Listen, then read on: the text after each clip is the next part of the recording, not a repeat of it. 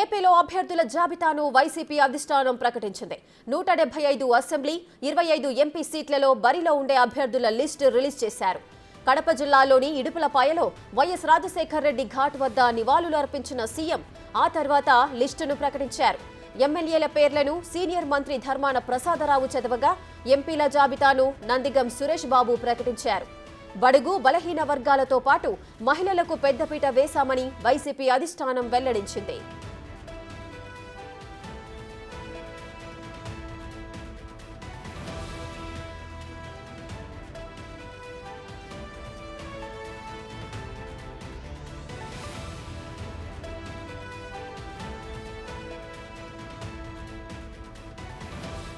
Srikakulam parliament Perada Tilak Kalinga BC, Vizianagaram Bellana Chandrasekhar Turpu Kapu BC, Visakhapatnam doctor Botcha Jhansi Lakshmi Turpu Kapu BC, Anakapalli BC, Araku Chetti Tanujarani Valmiki ST, Kakinada Chalamasetti Sunil Kapu OC, Amalapuram Rapaka Varaprasad SC, Rajahmundry Guduru Srinivasarao Settibalija BC, Narasapuram Guduru Umabala Settibalija BC, Eluru Karmuru Sunil Kumar Yadava BC, Machilipatnam Simhadri Chandrasekhararao doctor Kapu OC, Vijayawada Kesineni Srinivas alias Nani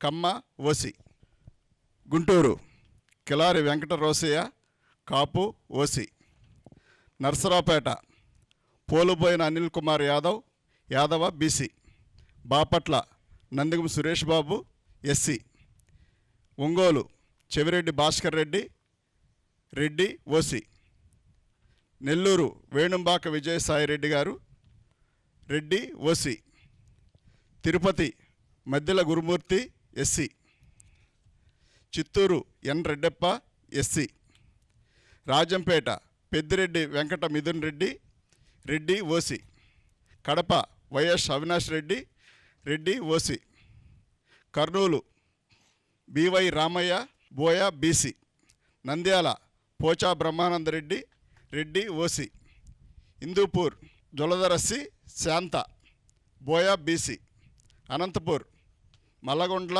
Shankar Narayana Kuruba BC.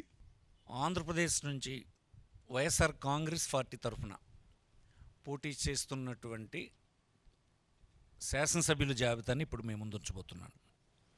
Srikakulam Dharmana Prasadarao BC P Velama అంటే నేను, Amadala Valasa Tammineni Sitaram BC Kalinga, Pathapatnam Reddy Shanthi BC Turpu Kapu, Narasannapeta Dharmana Krishnadas BC P Velama, Tekkali Duvvada Srinivas BC Kalinga, Ichchapuram Priya Vijaya BC Suryabalija, Palasa doctor Sidiri Appalaraju BC Jalari, Rajam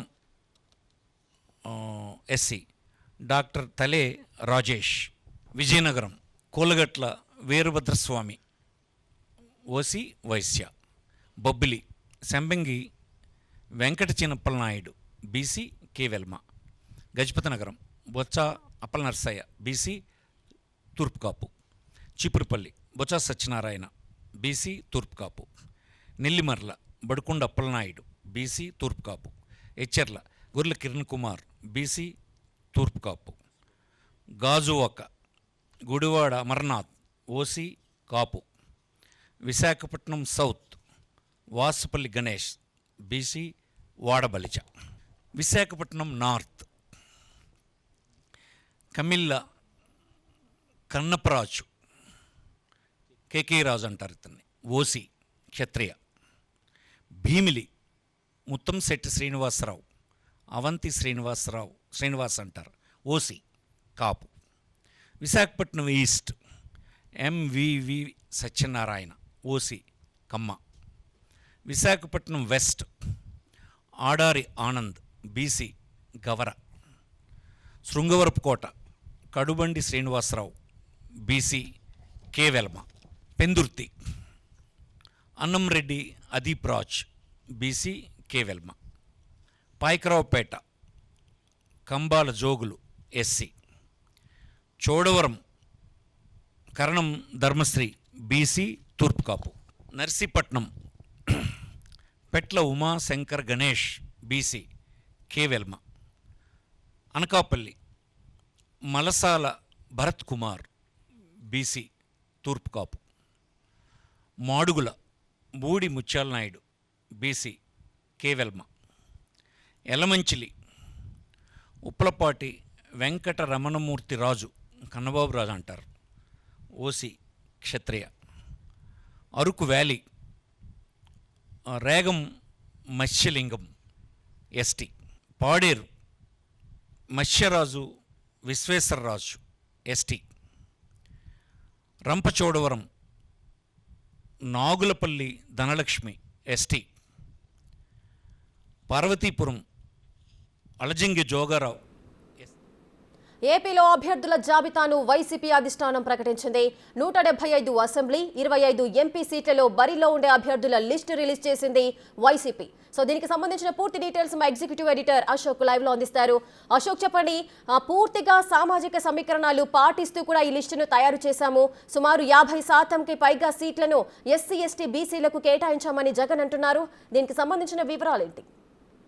రేఖ, ఇప్పుడు ప్రకటించిన లిస్టులో పెద్దగా సంచలనాలు లాంటివి ఏమీ లేవని చెప్పాల్సి ఉంటుంది. ఎందుకంటే చాలామంది ఊహించారు కొంతమందికి టికెట్లు రావు, ఖచ్చితంగా లిస్ట్ అనౌన్స్ చేసే నాటికి ఊహించిన విధంగా కొంతమంది సీట్లు గల్లంత అవుతాయంటూ విపరీతమైన ప్రచారం జరిగింది. పర్టికులర్గా అంబటి రాంబాబు, రోజా ఇలాంటి ప్రముఖుల పేర్లు ప్రధానంగా వినిపించాయి. కానీ ఎక్కడా కూడా వాళ్ళు ఎవరిని ఎలాంటి మార్పులు చేయలేదని చెప్పాల్సి ఉంటుంది.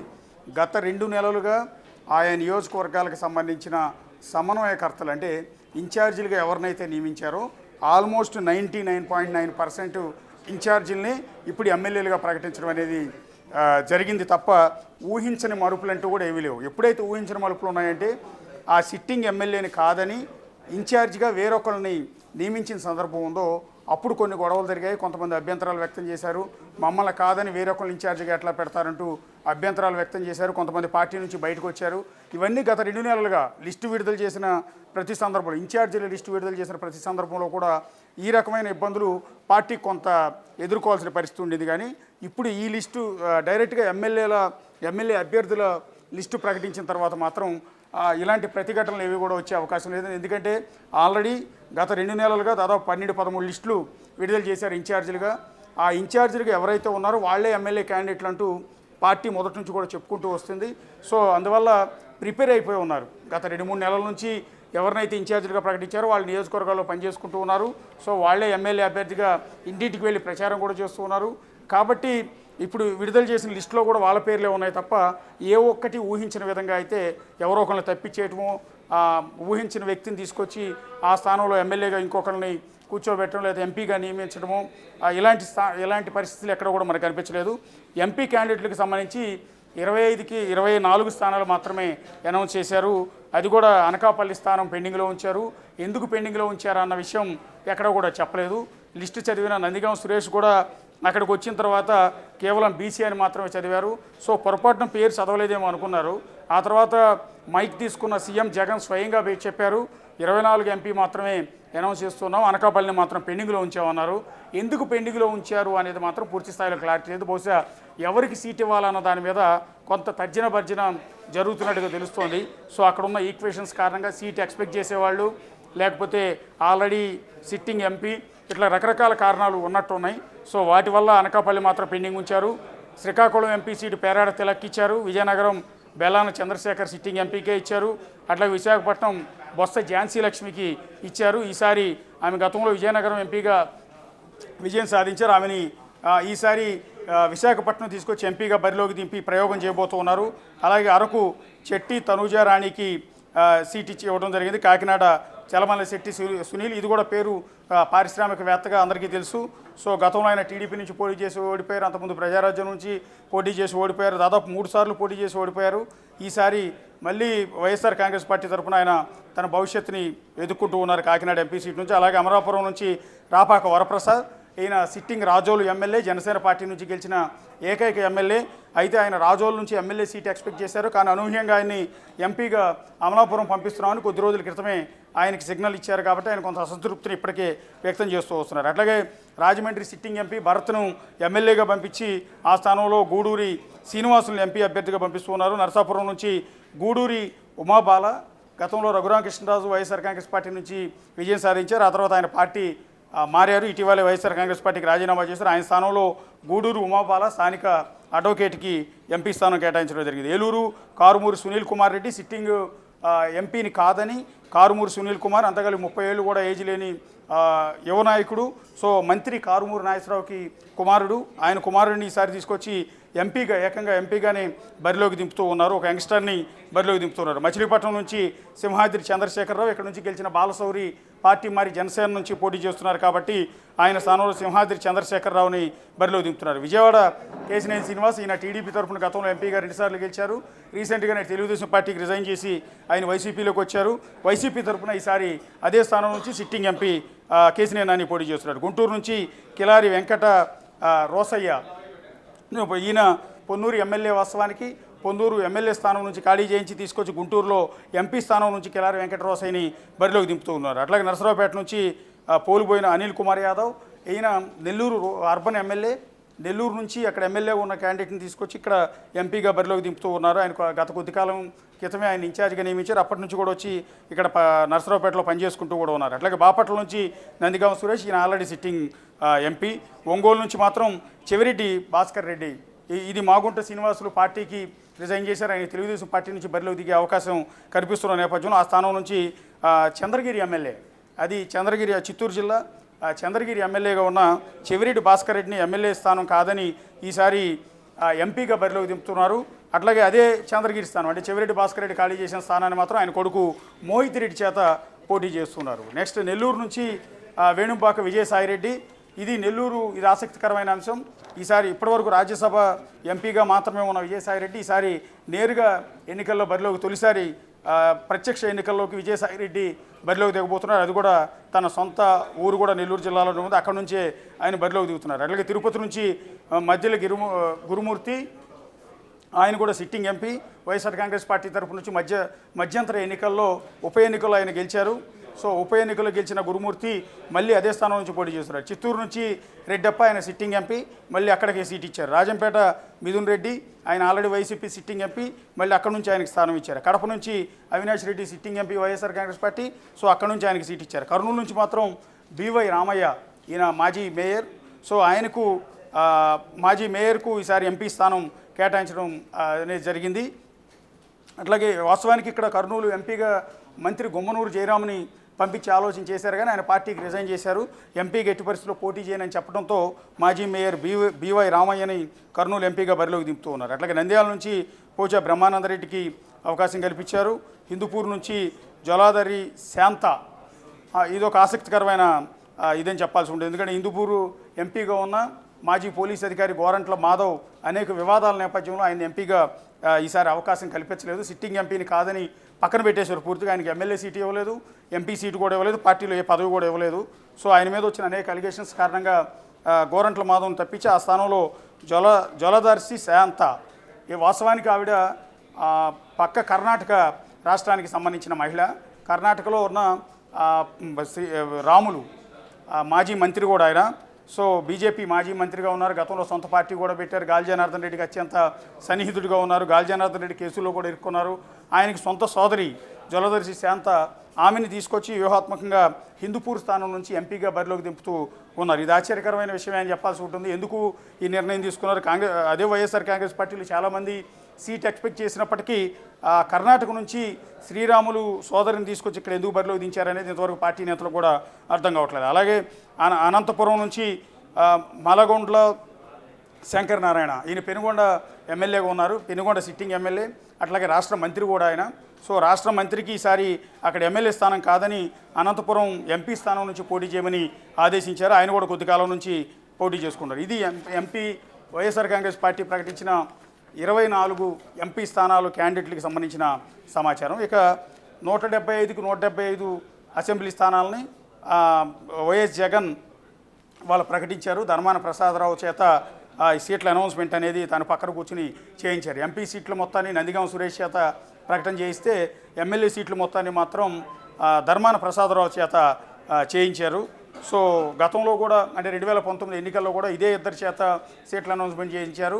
సో ఆనవాయితీ సాంప్రదాయం ప్రకారం ఈసారి కూడా వాళ్ళిద్దరి చేతే సీట్ల అనౌన్స్మెంట్ అనేది చేయించారు. సో ఇందాక నేను చెప్పినట్టుగా పెద్ద సంచలనాలు అయితే లేవు. 175 స్థానాల్లో కూడా ఇన్ఛార్జీలుగా ఎవరైతే ఉన్నారో ఆల్మోస్ట్ వాళ్ళకే ఇచ్చేశారు. ఆ ఇన్ఛార్జీలని గత కొద్ది రోజులుగా కొంతమందిని అటు కొంతమందిని ఇటు మార్చడం జరిగింది.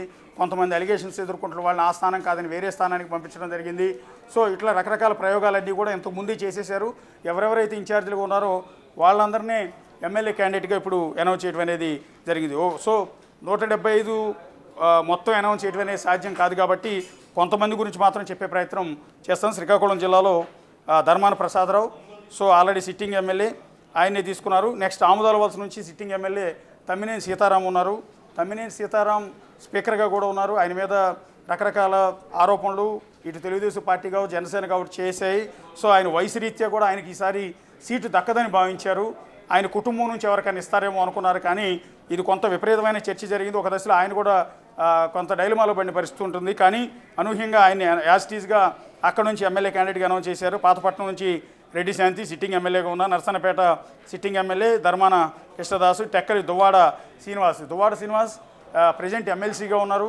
ఆయనకు మళ్ళీ తిరిగి ఎమ్మెల్యేగా మళ్ళీ పోటీ చేసే అవకాశాన్ని జగన్ కల్పించారు. గతంలో కూడా ఆయన టీడీపీ అధ్యక్షుడు అచ్చెన్నాయుడు మీద పోటీ చేసి ఓడిపోయారు. మళ్ళీ ఎమ్మెల్సీ ఇచ్చారు. ఆ తర్వాత ప్రజెంట్ ఎమ్మెల్సీ ఉండగానే మళ్ళీ ఎమ్మెల్యేగా మరోసారి అవకాశం కల్పించడం అనేది జరిగింది. టెక్కల నుంచి, ఇచ్చాపురం నుంచి ప్రియా విజయ సో మహిళకు అవకాశం కల్పించారు. పలాస నుంచి శ్రీధర్ అప్పలరాజు ఆయన రాష్ట్ర మంత్రి సో సిట్టింగ్ ఎమ్మెల్యే అక్కడ ఆయన సీటు ఆయనకే ఇచ్చారు. రాజాం డాక్టర్ తాలే రాజేష్కి ఇవ్వటం అనేది జరిగింది. సో ఇది కొంత సీటు మార్చినట్టు తెలుస్తోంది. విజయనగరం కోలగట్ల వీరభద్రస్వామి ఆయన సిట్టింగ్ ఎమ్మెల్యే ఆయనకే సీటు ఇచ్చారు. బొబ్బిలి సంబంగి వెంకటప్పలనాయుడు సిట్టింగ్ ఎమ్మెల్యే ఆయనకి ఇచ్చారు. Gajapathinagaram Botcha Appala Narasayya sitting MLA, Cheepurupalli Botcha Satyanarayana sitting MLA, Nellimarla Appalanaidu sitting MLA, అట్లాగే హెచ్ఆర్ల గొర్రెల కిరణ్ కుమార్ సిట్టింగ్ ఎమ్మెల్యే. ఇవన్నీ కూడా సిట్టింగ్ ఎమ్మెల్యేలకే ఇచ్చారు. ఇక వైజాగ్కి వచ్చేటప్పటికి గాజువాక సిట్టింగ్ ఎమ్మెల్యేకి మాత్రం ఇవ్వలేదు. ఆయన కొంత గత కొద్ది కాలంగా గాజువాక సీటు గురించి విపరీతమైన డైలమా ఉంది. ఎవరికి ఇస్తారా ఇవ్వరా అనేది. ఎందుకంటే సిట్టింగ్ ఎమ్మెల్యేకి అయితే ఇవ్వలేదు. సిట్టింగ్ ఎమ్మెల్యే వాస్తవానికి గతంలో పవన్ కళ్యాణ్ లాంటి వారిని అక్కడ ఓడించారు. ఆ ఓడించిన వ్యక్తికి ఈసారి సీటు ఇవ్వలేదు. అట్లాగే అనకాపల్లి ఎమ్మెల్యే అయిన మంత్రి గుడివాడ అమర్నాథ్ను ఈసారి తీసుకొచ్చి లాస్ట్ మినిట్లో ఇన్ఛార్జిగా నియమించి ఇప్పుడు సీటు ఇవ్వడం అనేది జరిగింది. గాజువాక నుంచి మంత్రి గుడివాడ అమర్నాథ్ పోటీ చేయబోతూ ఉన్నారు. సిట్టింగ్ ఎమ్మెల్యేని ఎందుకు మార్చారు అంటే పవన్ కళ్యాణ్ లాంటి వ్యక్తిని ఓడించిన వ్యక్తిని ఎందుకు సీటు ఇవ్వలేదు అన్న విషయాలు మాత్రం వైఎస్ఆర్ కాంగ్రెస్ పార్టీ ఇంతవరకు ప్రకటించలేదు. ఈసారి అనకాపల్లి నుంచి సీటు మార్చి అమర్నాథ్ని ఇక్కడ నుంచి బరిలోకి దింపుతున్నారు. అట్లా విశాఖపట్నం సౌత్ నుంచి వాసుపల్లి గణేష్ గతంలో తెలుగుదేశం పార్టీ నుంచి వాసుపల్లి గణేష్ గెలిచారు. ఈసారి ఆయన ఆ తర్వాత పార్టీ మారి వైఎస్ఆర్ కాంగ్రెస్ పార్టీలోకి వెళ్ళారు వాసుపల్లి గణేష్. మళ్ళీ అక్కడ వైఎస్ఆర్ కాంగ్రెస్ పార్టీ నుంచి సీటు సంపాదించుకున్నారు. విశాఖపట్నం నార్త్ నుంచి కమ్మిల కన్నపరాజు సో ఇది టీడీపీ సిట్టింగ్ సీట్ ఇది. సో అక్కడ గంటా శ్రీనివాసరావు ఎమ్మెల్యేగా ఉన్నారు. సో ఆయన మీద బరిలోకి కన్నపరాజుని బరిలోకి దింపుతున్నారు కేకే రాజుని. అట్లాగే భీమిల నుంచి మొత్తం శెట్టి శ్రీనివాసరావు ఆయన ప్రెసిడెంట్ సిట్టింగ్ ఎమ్మెల్యే ఆయనకే ఇచ్చారు, మాజీ మంత్రి కూడా. విశాఖపట్నం ఈస్ట్ నుంచి మాత్రం ఎంవివి సత్యనారాయణ ఈయన బేసిక్గా వైజాగ్ ఎంపీ, ప్రస్తుత వైఎస్ఆర్ పార్టీ తరఫున 2019 ఎన్నికల్లో ఎంపీగా గెలిచిన ఎంవివి సత్యనారాయణ ఈసారి ఎంపీ కాదని విశాఖపట్నం ఈస్ట్ నుంచి ఆయన వెలగపూడి రామకృష్ణబాబు సిట్టింగ్ ఎమ్మెల్యేగా ఉన్నారు. వాస్తవానికి టీడీపీ సీట్ అది. ఆ టీడీపీ సీట్లో వెలగపూడి రామకృష్ణబాబుని ఫేస్ చేయడానికి ఈసారి ఎంపీని ఎమ్మెల్యేగా బరిలోకి దింపుతూ ఉన్నారు. సో అది ఎంవివి సత్యనారాయణ కోరేరా పార్టీ మారిందా అన్నది మాత్రం పూర్తిగా క్లారిటీ లేదు. అట్లా విశాఖపట్నం వెస్ట్ నుంచి అడారి ఆనంద్కి అవకాశం కల్పించారు. విశాఖ వెస్ట్ కూడా తెలుగుదేశం పార్టీ సిట్టింగ్ స్థానం. సో అక్కడ ఉన్న వెస్ట్ అభ్యర్థిని మీద ఓడించడానికి అడారి ఆనంద్ను రంగంలోకి దింపారు. అట్లాగే ఎస్కోట, శృంగవరపు కోట, కురుబండి శ్రీనివాసరావుకు అవకాశం కల్పించారు. బెందుర్తి అన్నపురెడ్డి అదీప్ రాజు సిట్టింగ్ ఎమ్మెల్యే. సో అదీప్ రాజు మీద అనేక రకాల అలిగేషన్స్ వచ్చాయి. ఈసారి ఖచ్చితంగా సీటు దక్కదనుకున్నారు. ఆయన కాకుండా వేరే వాళ్ళకి కొత్త వాళ్ళకి అవకాశం ఇస్తారని భావించారు. కానీ అనూహ్యంగా సేమ్ అదే అదీప్ రాజుకి సీటు కేటాయించడం అనేది కొంత ఊహించిన పరిణామం. ఎందుకంటే వైజాగ్ విశాఖపట్నం జిల్లా వైఎస్ఆర్ కాంగ్రెస్ పార్టీ నేతలు కూడా ఈసారి అదీప్ రాజుకి ఎట్టి పరిస్థితుల్లో సీటు ఇచ్చే అవకాశం లేదు, ఆయన మారుస్తారని ప్రచారం చేశారు. కానీ అనూహ్య పరిణామాల నేపథ్యంలో మళ్ళీ ఆయనకే సీటు దక్కించుకున్నారు. పాయకరావుపేట కంబాల జోగులు. బేసిక్గా పాయకరావుపేట ఎస్సీ స్థానం సిట్టింగ్ ఎమ్మెల్యేని తప్పించారు. ఆయన మీద వచ్చిన అలిగేషన్స్ కారణంగానూ వేరే కారణాలతో ఆయన అక్కడి నుంచి తప్పించి కంబాల్ జోగుల్ని, పక్క జిల్లా నుంచి కంబాల్ జోగుల్ని తీసుకొచ్చి ఇక్కడ ఎమ్మెల్యేగా పోటీ చేశారు. Chodavaram Karanam Dharmasri sitting MLA, so same ఆయనకే మళ్ళీ టికెట్ ఇచ్చారు. నర్సీపట్నం పెట్ల ఉమాశంకర్ గణేష్, ఈయన దర్శకుడు పూరి జగన్నాథ్కి సొంత సోదరుడు. సో ఆయన గత ఎన్నికల్లో మొదటిసారి ఎమ్మెల్యేగా గెలిచారు, పూరి జగన్నాథ్ సోదరుడు శంకర్ గణేష్.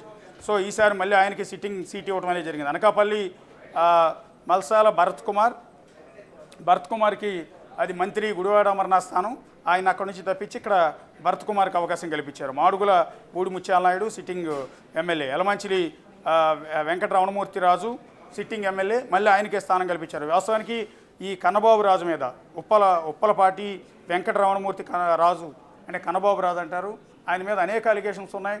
ఎన్నెన్నో వివాదాలు, భూ కబ్జాలతో పాటు లోకల్గా అనేక అలిగేషన్స్. సొంత పార్టీ నేతలు కూడా ఆయనకు వ్యతిరేకంగా తిరుగుబాటు చేశారు. ఆయన నియోజకవర్గంలో తిరుగుతుంటే ఆయనకు వ్యతిరేకంగా అనేక నిరసన ప్రదర్శనలు కూడా చేశారు. ఆయనకు సీట్ ఇవ్వద్దని డిమాండ్ చేశారు. రాష్ట్రంలో అత్యంత వివాదాలు ఎదుర్కొన్న ఎమ్మెల్యే ఎవరు ఉన్నారంటే రమణమూర్తిరాజు, కన్నబాబు రాజు. సో ఆయనకి ఎట్టి పరిస్థితుల్లో సీటు దక్కదనుకుని భావించారు. వైఎస్ఆర్ పార్టీ నేతలు కూడా ఆయనకి సీటు దక్కదు, వేరే చాలామంది కూడా ఆ సీటు కోసం విపరీతమైన ప్రయత్నాలు చేశారు. కానీ ఆయన చివరికి పార్టీ అధిష్టానం కన్నబాబు రాజుకి ఆ సీట్ ఇవ్వడం అనేది జరిగింది. అరకు వ్యాలీ నుంచి రేగం మత్స్యలింగం, సో ఆయన ఇక్కడ కూడా సీటు మార్చారు.